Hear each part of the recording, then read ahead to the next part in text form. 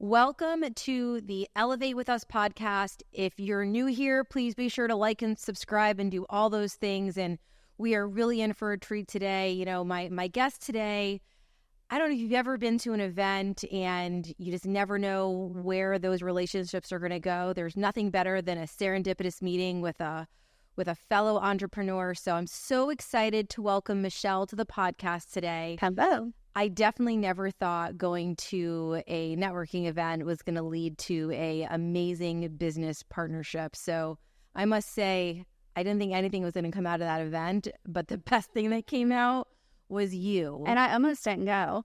Me too. I think I was late. I'm like positive I was late. I was super early just because that's if I'm anxious over something, I'm going to be early. But yeah, it took everything in my willpower to make it to that event. Yeah, and I'm pretty sure I was probably late from some appointment for real estate. So anyway, so Michelle, tell us what you do and why we would have a partnership, because it seems random because she is not a practicing realtor, right? Correct. I'm not a practicing realtor. I do have my license. I got into the real estate business about 10 years ago. Wow, 10 years ago. And realized very quickly that I prefer the paperwork over everything else. Thank goodness for people like her. So I shifted gears. I also had about 10 to 15 immediate friends that were in the real estate business. Okay. So whenever I had somebody in my sphere of influence,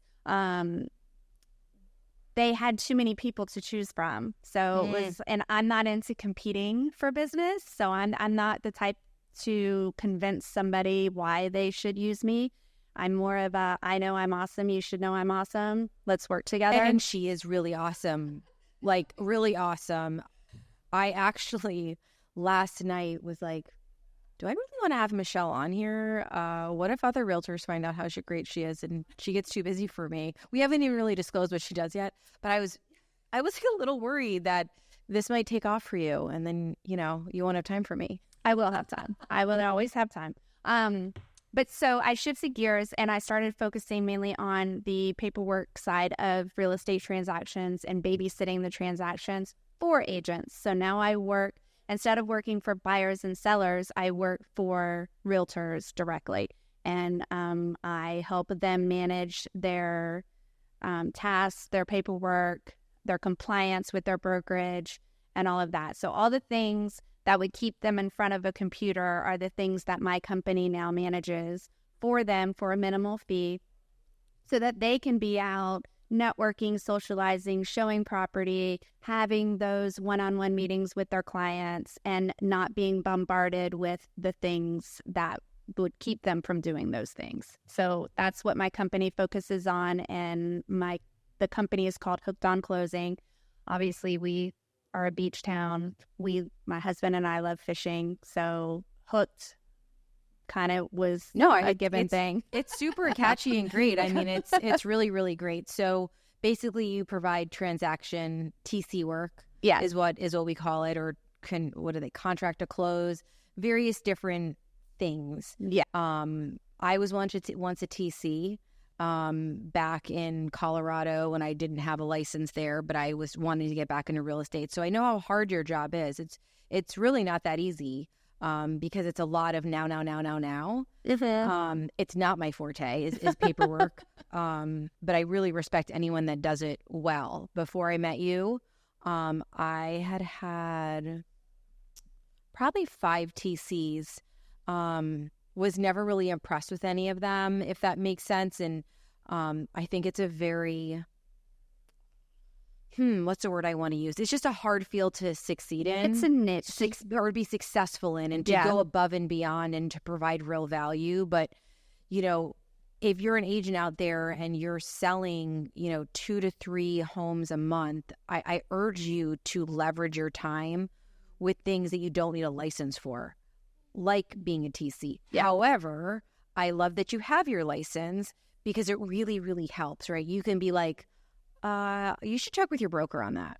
Yeah, I definitely like having my license and keeping up with everything that is happening in the real estate world, so that I know how to prepare documents and, kind of have that foresight of what might be happening in the transaction that some people might not be thinking of. We have the NAR settlement that's happening, and, so we've done a lot of trainings in regards to that. And me having my license gives me more information, readily to my access. I have access to more information because of my license. So I can kind of see what's happening in the industry and also be able to navigate my business because I do have other people who work for me. That was my next question is, so how long has Hooked on Closings been open? 5 years. Okay, so 5 years. And then how many other TCs are there? 2. So I have 3, including myself, there's 3 total. Okay, that's awesome. Yeah.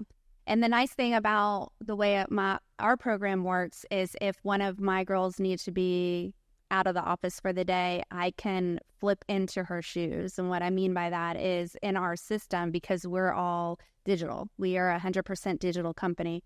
I can go into our system and I can switch users, and every email that I send out and every correspondence that I do, everybody believes that I'm her. They don't know it's actually communicating through me. So I don't have to go through those steps of saying, hey, so-and-so's out today. I'm covering for her. Susie Q's out this week. Yeah. And just reach out to me. Wow. That was important to me to make sure that everything stayed seamless in our daily flow of things, because as anybody knows who's worked in the transaction, if you throw a wrench in there of a new contact in the middle of a deal, it kind of like gets everybody riled up. So, yeah, nobody likes a new person because they don't know, as we both know, not all realtors are created equally. Not all TCs are created equally. Not all mortgage people, not all title people. And when there's a certain rapport already there, and you,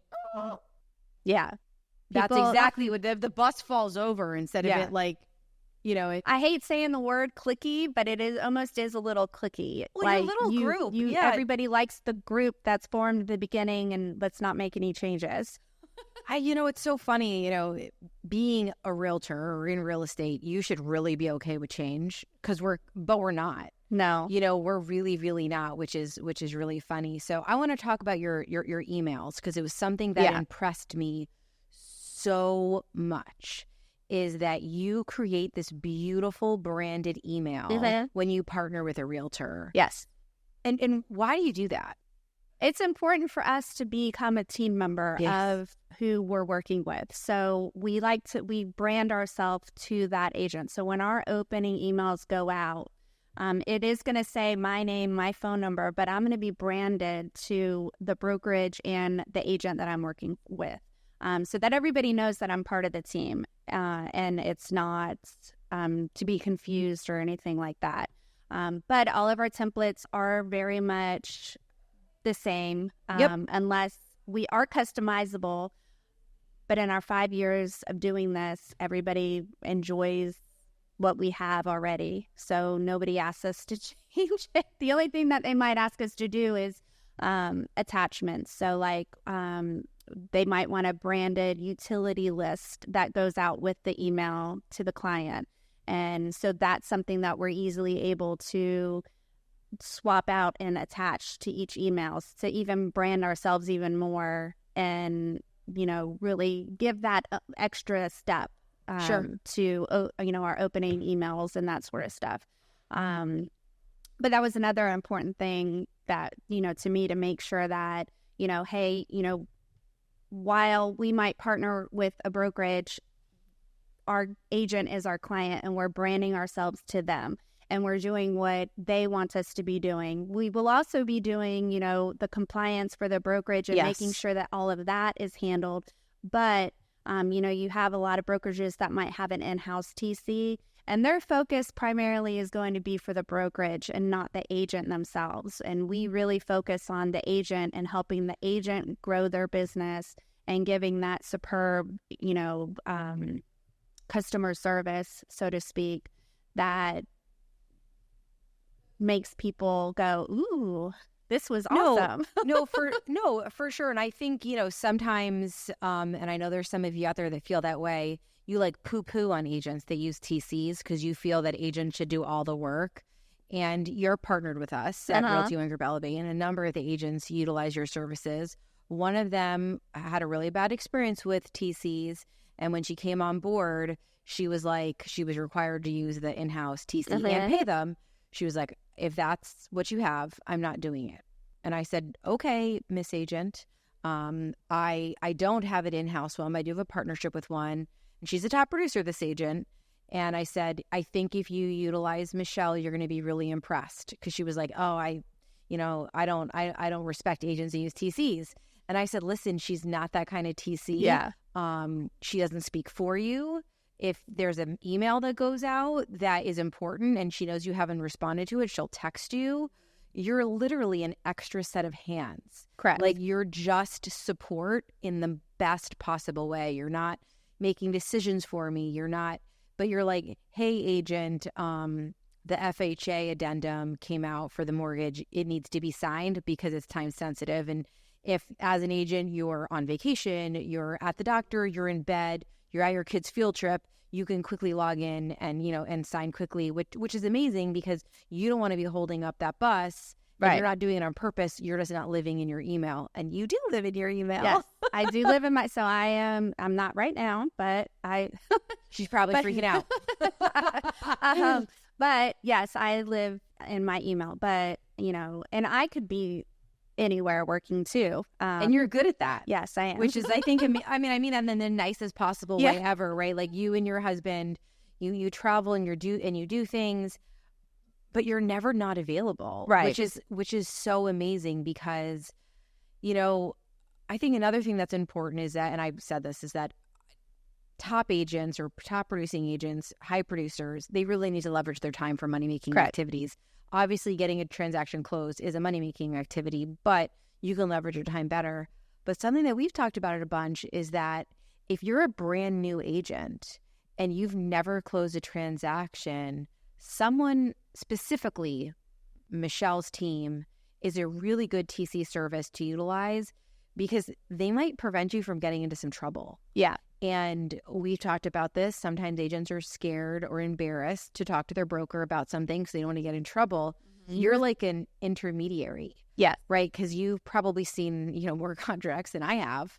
Right? Well, and our hands are in so many contracts on a daily basis that it's kind of like I could do this with my eyes closed. Sure. Scenario. We're laser focused in babysitting the deal, making sure that the timelines are met, making sure that everybody's communicating what's happening with the file, and anticipating any issues that might come up or any delays. So, the number one question I get asked whenever somebody wants to work with us is, well, you only work 9 to 5, Monday through Friday. What if something happens on the weekend? Well, if something happens on the weekend, it's a crazy spur of the moment thing, and they probably knew about it before they notified you about it.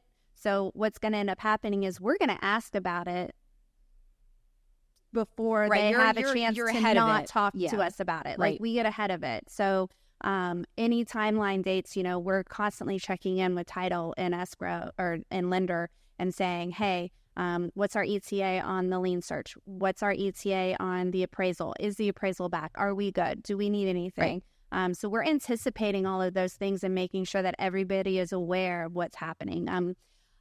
Whenever I explain that I'm a transaction coordinator, everybody kind of gives me that, look, like, what is that? Don't get it. And the best way I can explain it is we basically project manage. So if you have somebody who's doing a project managing on your project, they're responsible for ensuring that it's reaching its goals and all of that. So that's basically what we do, along with, helping with the paperwork. I mean, that's a really great description of what you do. And I think that as a new agent, they really struggle with the timeline. Actually, I think many agents struggle with the timeline, right? So, for instance, if it's the home inspection deadline, those 15 or 24, 36, whatever days you write in there, it can't end on a Saturday, Sunday, or a legal holiday. And that struggles. That's hard. Yeah. Very, very hard, because you just count and it ends on a Saturday. It's easy to miscount sometimes. Correct. Really easy to miscount. And so, if you're a new agent, definitely try to find yourself a good TC. Reach out to your broker if they have a suggestion reach out to me. I'd love to partner you up with Michelle, because she's going to prevent you from your buyer losing their binder. Yeah. Because you didn't count the days right. Yeah. Or you were off by a day or whatever it is. And depending on who the agent is on the other side, they might hold your head to the fire, and it would be just. Yeah. Right. But it would be disappointing. And I think that a lot of new agents make those mistakes, right? Of, everybody does. I mean, everyone does it sometimes. Everybody does. Everyone does it sometimes. But I do think, I have been asked that, well, new agents need to learn for themselves how to do something. And I say, yes, that's true. But how great is it for them to have somebody in their corner 20, throughout the whole transaction. So if they have a simple question, they're not constantly reaching out to you as the broker. You as a broker, your time needs to be, sent on maybe putting out other fires that are happening. Not a simple, can you go over how do I calculate the dates? Right. As a broker, that's great if you have the time to sit down and explain that. But how much better is it if they hire me and I can kind of go over those simple little things for our minimal fee? They kind of have somebody that they can call. Not only that, but when they get freaked out, because something small happened and now they're like anxious and have anxiety over it, they can call us and we can kind of help walk them through it and help them understand, like, this is typical. This is normal. Sure. We see this all the time. And it's a good partnership. No, for sure. And I think a lot of new agents get overwhelmed with the whole process, because then all of a sudden you're getting title searches back. They're like, what is this? Yeah. What do? I read it? Well, and a lot of times I feel like they might feel like they're alone in it too. For sure. Because they don't want to. We're all so used to how the transactions go, and we can be so laser focused that it's like I can do it sometimes. I just assume that so I don't know what you don't know until you let me know you don't know it. Correct. Yeah. And a lot of times when I'm working with a new agent, they might go, I'll email them something and they'll say, hey, what do you mean by that? Or what is that? And I'll say, let's get on a call. And, we'll have a 5-minute conversation. And they're like, oh my gosh, thank you so much, And it might even, they might have taken a contract to close class at a title company or with their brokerage. But what's funny is you learn the most by doing it. Like, I hate to say trial by fire you do a lot of learning, and they might have been trained on it. They might have learned how to count the days. But then when it's them, it's a different scenario. And, having a partner, to help you go through it is really, really amazing. Yeah. Well, and that's also one reason why, like, all of our templated emails will always, every time it's sent out, we always have the transaction dates at the bottom of the email. You do. So every email that is sent from me it's always going to have that little reminder of, okay, here's our transaction dates, here's what's happening. So if anybody is ever like, oh, when is this due? They'll know, I can just look at Michelle's email and I'll find it. So no, for sure.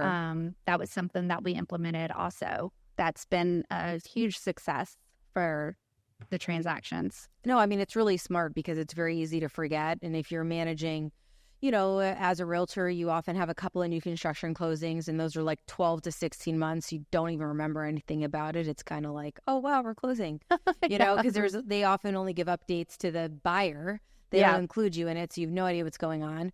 And then, you partner that with a cash close, and then a 45-day and a 60-day and a new listing. And, it just... everything jumbles together. And it's so like, you're like, where am I? You've got all these different calendars, and you can't even... I guess they make 18-month calendars, but they would have to be like in erasable marker because all the dates change and everything. So what we're trying to say is, if you're struggling with time, management, maybe your volume isn't where you want it to be because you're bogged down by paperwork.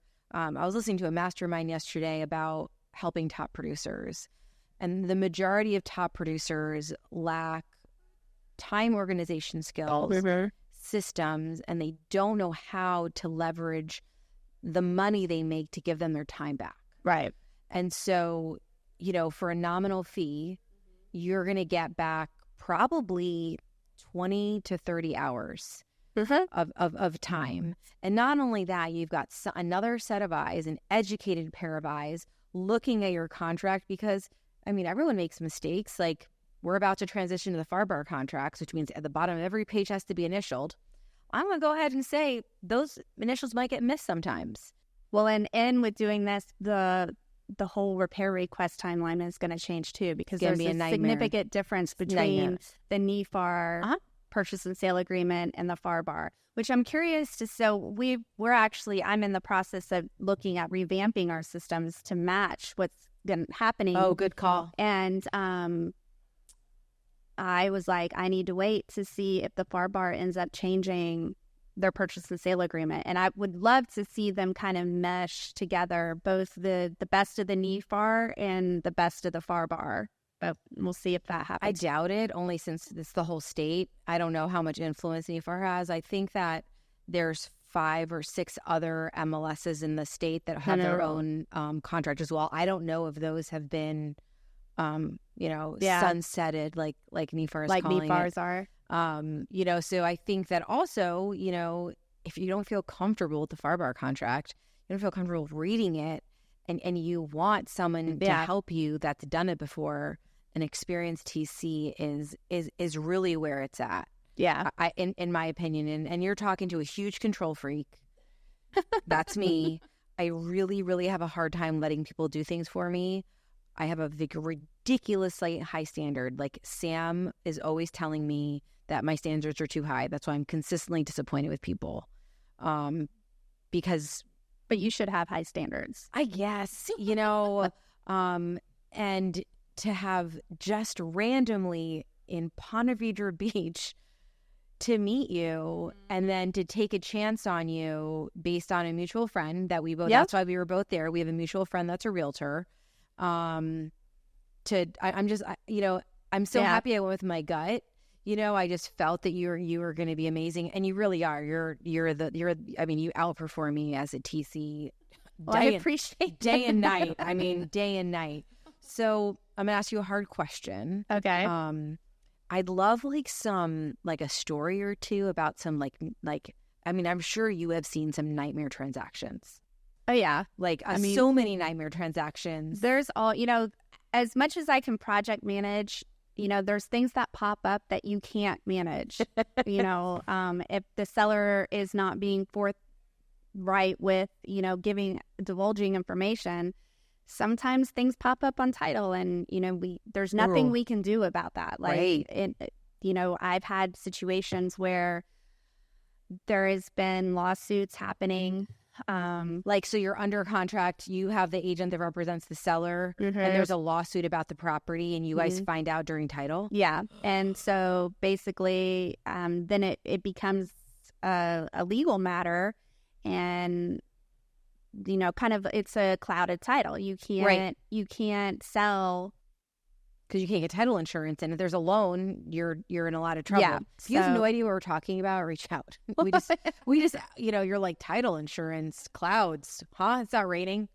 Yeah, exactly. So these are the things that happen, and there's really not much you can do about it to control it. It's a matter of now we're in a position of, we're aware of what's happening. Does the buyer want to proceed? If the buyer wants to proceed, we might be looking at 6 to 9 months before we can actually close, because the attorney, then when you're getting into those legal kind of situations, you're at the mercy of the attorneys. And we know that attorney and courts don't always move that fast. Not always. So, I do have, I have some transactions that are from last year that have not closed yet, because we're still in those intricate scenarios. And,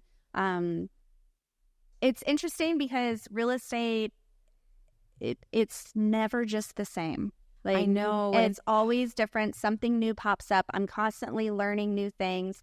I've actually somehow ended up finding a niche in wholesaling and investors. So I actually do a lot of TC work for wholesalers and investors as well. And on top of our, normal resale. And those transactions are so different. That must from be your a normal trip. Yeah, it's they're just very crazy. different. They're very, very different, and it's interesting to see, when people are like, "Oh, you can't find a property for under $100,000." You're like, "I have 7." Yeah. like, hold up. They're like, hold on, I got it. I mean, they're not, they're properties that are going to need to be worked on. They might, they might be a little undesirable and for many different reasons. But they're there. Yeah. They are there. I think the lowest contract I just recently got in the past 2 weeks was for $20,000. Which was interesting to me. I was like, sale price of $20,000, and it was a decent lot. It had a trailer on it, but it's a cash purchase. But wow, I'm like, okay. In Jax, so outside of Jax, like Nassau County, Clay. It was like Clay. Got it. I figured just outside of St. Augustine. It was in St. Augustine area. So yeah, okay, interesting. I know. Yeah, and I think the other thing that's nice is I cannot think for the life, like I've been thinking since you said cloud of title. I don't really think I've ever done any transactions that I can't really think of any. And you would think I would remember because it probably was like, a shit show. Yeah. And I would remember the shit show. I really haven't had any issues. I've had maybe like a lien. Yeah. Or like one of my favorites was, it was a foreclosure. This was like, 5 or 6 years ago, a house in St. Johns County. It was a foreclosure, and the HOA put a lien on the property because the mailbox post wasn't painted. Like it was dull, and it really didn't even look that bad. And but like literally there was a ridiculous amount of fees because the house had been vacant for like a year and a half. Right? Yeah. Oh, vacant houses usually, if you're ever purchasing a house that was vacant and it's been a flip, I'd say 9 times to 10 there's going to be like liens or some those sort. Like weird violations. Yeah, and so this violations. This was really, really weird. And that, if I remember correctly, it held up closing because we had to get it painted. Mm-hmm. And I think, stay tuned for part 2 of this Elevate With Us podcast.